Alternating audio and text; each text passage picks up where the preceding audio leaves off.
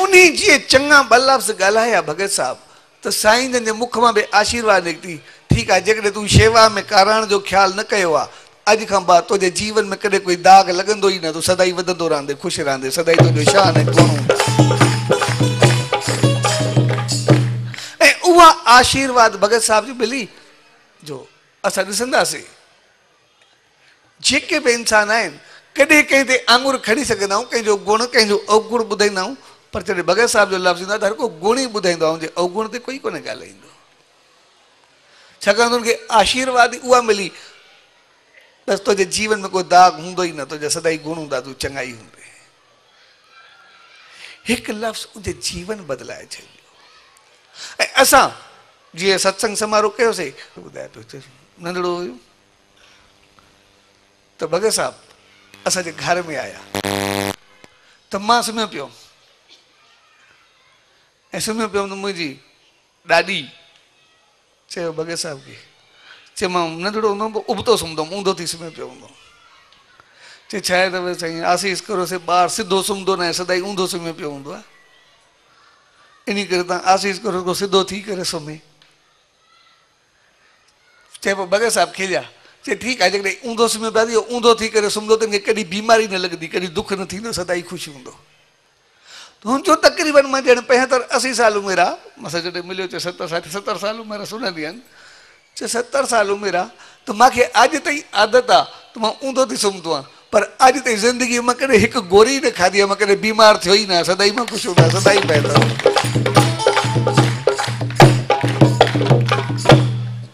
सो जॾहिं असां चङो माहौल चङे पासे ॿारनि खे वठी वेंदा आहियूं त पोइ उहे ओतिरा चङा थींदा आहिनि, उहे ओतिरा बहितर थींदा आहिनि। पोइ जेकॾहिं चङे नमूने वेंदासीं तॾहिं बि आशीर्वाद असांखे चङनि करे छॾींदी, पर जेकॾहिं चङे नमूने न बि वेंदासीं त पोइ बि असांजा दुख लाहे करे असांखे वधाए छॾींदी।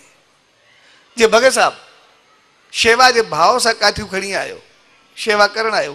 तॾहिं बि हुनखे आशीर्वाद अहिड़ी मिली जो पूरी ज़िंदगी बेदाग बणिजी वई, सॼी ज़िंदगी गुणनि सां भरिजी वई, हिकिड़े लफ़्ज़ में, हिकिड़े आशीर्वाद में। ऐं जेकॾहिं सिरूमल उबतो सुम्हियो पियो तॾहिं बि उनखे आशीर्वाद अहिड़ी मिली जो कॾहिं बीमारी कोन आयो। यानी असां चङे पासे चङा कर्म दिलि सां वेंदासीं तॾहिं बि फ़ाइदो पवंदो, बेदिलो वेंदासीं तॾहिं बि असांखे फ़ाइदो पवंदो। इन करे असांखे सेखारियो वेंदो आहे त ॿारनि जी परवरिश असां जेका बि करूं उहा चङी सोच, चङनि वीचारनि सां, उन्हनि खे चङा लफ़्ज़ सेखारियूं, चङा गुण सेखारियूं, चङे पासे वठी वञणु सेखारियूं। ऐं चङे पासे असांजा ॿार वञणु शुरू थिया त जेतिरो वधनि जेतिरो वसनि उहे सदाई वधंदा रहंदा, पोइ ते न ईंदा। छाकाणि असां पंहिंजे ॿारनि खे कॾहिं ख़तमु थींदो ॾिसण ई न चाहींदा, पंहिंजे ॿारनि खे पोइते पवणु ॾिसण न चाहींदा आहियूं। इन करे असांजी त आशीर्वाद निकिरंदी आहे, 100 साल जीअं, 1000 साल जीअं, जुगनि जुग जींदो रहे। असांजी आशीर्वाद में त उनखे एतिरो वधीक लिखियलु आहे जो अहिड़ा कमु करे एतिरो ऊचो वधे, एतिरो अॻिते अचे जो जो नालो 100,000 सालनि ताईं यादि रखियो वञे। ॿारनि खे त असांखे वधाइण में ख़ुशी थींदी आहे। ऐं इंसान जेको बि आहे हर कंहिंखे पोइते छॾणु चाहींदो आहे, सिर्फ़ु पंहिंजी औलाद खां शिकस्त खाई करे ख़ुशि थींदो आहे, सिर्फ़ु पंहिंजी औलाद खे शिकस्त खाई करे ख़ुशि थींदो आहे। ॿियो कोई असांखां अॻिते वधे अंदरि में साड़ पैदा थींदो आहे, जलन पैदा थींदी आहे, पोइते कंदासीं। पर पंहिंजी औलाद असांखां अॻिते वधे असांखे कहिड़ी ख़ुशी थींदी आहे। जेतिरा असां पढ़ियल हुजूं, असांखां असांजा ॿार वधीक पढ़ियल हुजनि, केॾी ख़ुशी थींदी आहे त असांजो ॿार केतिरो अॻिते वधियो आहे, केतिरी नेकी कंदा। जेतिरी असां तरक़ी करूं, असांजो कारोबार में असांजा ॿार अॻिते वधनि, केॾी ख़ुशी थींदी आहे। पर ॿियो कोई अॻिते वधे साड़ पैदा थींदो आहे, ख़ुशी किथे थींदी आहे। तंहिंजे करे ॿारनि खे त असां अॻिते वधणु ॾिसणु चाहींदा आहियूं, पंहिंजे ॿारनि खे हुनखे आशीर्वाद में इहा निकिरंदी आहे त सदाई वधंदो रहे। त पोइ असां पंहिंजे ॿारनि खे ओड़ो बणायूं, पंहिंजे ॿारनि खे ओढ़ो ठाहियूं ऐं उहे ॿार जब बणंदा तॾहिं जॾहिं असां उन्हनि खे माहौल ॾींदासीं ऐं माहौल जो असर असांजे ॿार ते तमामु गहरो पवंदो आहे। बगे साहब खे माहौल मिलियो ओतिरो बहितर थियो ऐं असांजो असर असांजे हाणे हिकिड़ो छोकिरो आहे ईश्वर नालो अथसि तक़रीबन उमिरि मुंहिंजे ख़्याल में कोई 40 जे लॻभॻि हूंदो 40-45 जे विच में हूंदो। अॼु ताईं उनखे को मखो चक पाईंदो आहे को असर न कंदो अथसि खणी करे उछलाए छॾींदो आहे हीअं मखो वेठो हूंदो अथसि किथे बि तो डंग मारे न पतो मथे डंग हीअं कंदो अथसि हीअं उछलाए चिमटी सां खणी उॾारे छॾींदो अथसि। त उनजो जेको कारण हो छड़ो इहो जॾहिं माउ जे गर्भ में हुयो त उनजी माउ खे मखे चक पातो तो जीअं मखे चक पातोसि त उनजी जान जेका आहे ॻाढ़ी थी थोड़ी तकलीफ़ थियसि। उनजी माउ खे चयो ॿार पेट में अथसि पोइ संतनि वठी आया साईं भॻवान दास ॾे ओॾी महिल चयसि हिनखे ॾाढी ॻाल्हि थी ॿार ते असरु न पवे त साईं चयो न इहो मखे जो असरु हिन ते ई न पवंदो ॿार ते ई न पवंदो कुझु न थींदुसि। ऐं अॼु ताईं उहो जॾहिं ॿार खे जेको मखो चक पाईंदो आहे त कुझु न थींदो अथसि उॾारे छॾींदो आहे कुझु बि न थींदो अथसि। यानी माउ जे पेट में जेको ॿार हूंदो आहे हुनखे एतिरी परवरिश मिलंदी आहे जेको ॿार त उहो अॻिते ओड़ो थी वेंदो आहे। तंहिंजे करे असां उहो माहौल बहितर पैदा कयूं घर जे माहौल खे चङे नमूने सां अॻिते वधायूं छाकाणि त असां पंहिंजे ॿारनि खे चङो थींदे ॾिसणु चाहींदा आहियूं। असांजी सोच हूंदी आहे ॿार वधनि वसनि पर असांखे इहा ॻाल्हि लाज़मी यादि रखणु खपे असांजा ॿार तरक़ी तॾहिं कंदा वधंदा तॾहिं वसंदा तॾहिं अॻिते तॾहिं वधंदा जॾहिं पहिरियां उनजा गुण चङा हूंदा कर्म चङा हूंदा। अगरि गुण ऐं कर्म उन्हनि जा चङा थिया त पोइ जेको कमाईंदा जेतिरो गॾु कंदा जेतिरो अॻिते ईंदा जेतिरो वधंदा तो चङे नमूने हलंदा ईंदा ऐं सदाई अॻिते वधंदा रहंदा। पर जेकॾहिं असां उन्हनि खे गुण न ॾिनासीं संस्कार न ॾिनासीं ॿारनि खे ऐं सिर्फ़ु पढ़ाई लिखाई पैसो सभु कुझु ॾिनोसीं त पोइ जेके अवगुण ॿारनि में अची विया त पोइ जेकॾहिं का ख़राबी चीज़ ख़राबु आदत अची वई त जेतिरो कुझु ॾियूं सभु कुझु तबाह करे ख़तमु करे छॾींदा पाण खे विञाईंदा असांखे ई विञाईंदा। तंहिंजे करे असां ॿारनि जो बहितर माहौल चङे नमूने ॾियूं ऐं अॼु जंहिं दौर में गुज़रूं था उनजी असांखे शदीद ज़रूरत पइजी वई आहे छाकाणि असां बिल्कुलु 50-50 ते हलंदा पिया असांजी दिलि ऐं दिमाग़ ॿई गॾु गॾु हलंदा पिया। पहिरियों दौर जेको हुयो दिलि वारो दौर हो दिमाग़ जो एतिरो इस्तेमालु ई न थींदो इन करे प्यार मोहबत हमदर्दी सभु कुझु हूंदो उनजी दिलि वधीक हूंदी इन करे दिलि वॾी हूंदी आहिनि हू सभु कुझु कंदा। लेकिन असांजे दौर में अॼु दिलि ऐं दिमाग़ हिकु जेतिरा पहुता आहिनि पर जेको ईंदड़ दौर ॾिसण में अचे थो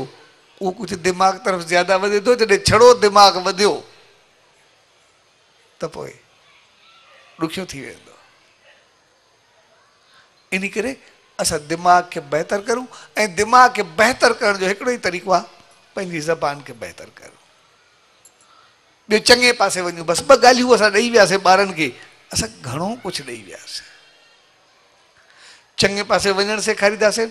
आशीर्वाद पाईंदा रहंदा वधंदा रहंदा ऐं ज़बान चङी ॾिनीसीं पोइ जेको ॻाल्हाईंदा न त उहो त कंदा चङो ॻाल्हाईंदा त आख़िर ख़राबी छो कंदा हर कुझु में ॻाल्हियूं चङियूं पिया कंहिं महिल कमु उता थी चङो थोरे लॻंदो पिया पंहिंजो पाण रुकिजी वेंदा। तंहिंजे करे असां ॿारनि खे बहितर माहौल ॾियूं यानी पंहिंजे घर जे माहौल खे अहिड़ो बणायूं जिते असांजा ग़लति लफ़्ज़ न निकिरनि ग़लति चीज़ूं न अचनि ग़लति सोच ॿारनि खे न ॾियूं असां पंहिंजे घर जे माहौल खे एतिरो प्यार वारो मोहबत वारो सुकून वारो बणायूं जिते चङा चङा लफ़्ज़ ॻाल्हायूं हिक ॿिए सां प्यार मोहबत सां हलूं बसि उहे चीज़ूं ॿारनि में ईंदियूं वञनि असां अॻिते बहितर थींदा वेंदासीं। छाकाणि त असां त ॿारनि खे नालो ई अक्षय यानी ख़तमु न थिए सदाई ज़िंदा हुजे सदाई क़ाइमु हुजे अॻिते वधे त ओड़ा गुणकारी गुण ॿारनि में तॾहिं ईंदा जॾहिं असां ओड़ा थींदासीं। ऐं इन करे सत्संग जो आयोजन हुजे जनम जी ख़ुशी में त जीअं असां ॿारनि में सत्कर्मनि सतगुणनि चङाइनि जा वीचार ॾियूं उन माहौल ॿारनि खे ॾियूं जैसे ॿार उहे गुण खणी करे पोइ अॻिते संसार में जेतिरो त गुण आया अवगुण आयो ई न त जेतिरो आया सिर्फ़ु तरक़ी ऐं ख़ुशी ऐं ख़ुशहाली हूंदी बाक़ी हूंदो ई छा सदाई वाधारो त हूंदो सदाई अॻिते अचण त हूंदो इन जे करे असां पंहिंजे माहौल खे बहितर करियूं ख़ुशियुनि खे बहितर कयूं जीअं पंहिंजे जीवन खे संवारे करे हलूं सो अॼु जंहिं प्यार भरे मौक़े ते पर सभु गॾु थिया उहो मौक़ो असांखे सही इंसान बणजणु सेखारे थो ऐं असां इंसान जेके ई आहियूं शुरू खां अंत ताईं सदाई ख़ुशियूं चाहींदा आहियूं सदाई बहितरी चाहींदा आहियूं सदाई नेकी चाहींदा आहियूं छाकाणि मालिक सभिनी खां ऊचो बणायो आहे असां पोइ ते छो पऊं ऐं उहे गुण उहे ऊचाई उहे ख़ुशियूं उहे ख़ुशहालियूं असांखे पले तॾहिं पवंदियूं जॾहिं असांजी सोच ऐं अमल ओड़ा हूंदा सोच ऐं अमल चङा थिया त सभु कुझु असांखे चङो मिलंदो ईंदो ऐं सोच अमल असांजा तॾहिं चङा थींदा जॾहिं हर रोज़ घर में कुझु वक़्तु वेही करे उन सचे साईं जो ध्यानु कंदासीं सचे साईं जे नाम जो जाप कंदासीं छाकाणि त ध्यान सां असां में गुण ईंदा आहिनि नाम सां अमल जी शक्ति ईंदी आहे जॾहिं गुण बि आया